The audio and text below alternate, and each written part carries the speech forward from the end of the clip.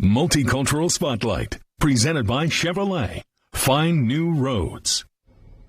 Well, today marks day one of a plan to increase special education certification in central Indiana. While there are teacher shortages across the board, special education also feeling the impact, and children with disabilities are falling further behind. News 8's multicultural reporter Katira Winfrey has the story. SPEDACT is a newly formed nonprofit focused on helping people with a passion for teaching others with learning disabilities receive the licensing they need to teach special education in Indiana. The founder says today is day one of the first cohort, with many kicking things off in urban school districts. Schools around central Indiana are already in session, working around a mass teacher shortage. There's always been a shortage.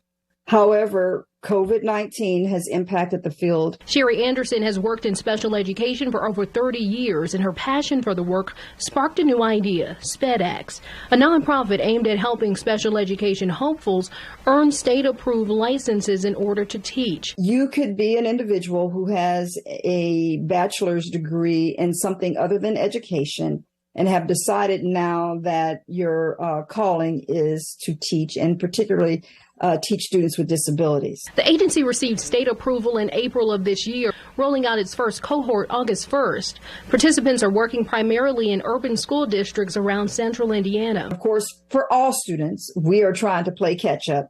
It's just unfortunate that some kids with disabilities, that catch up is almost like 2 years as opposed to a few months or even a year for some of their peers. Anderson says the pandemic had devastating impacts on students across the board, but particularly minority, low income, and students with disabilities.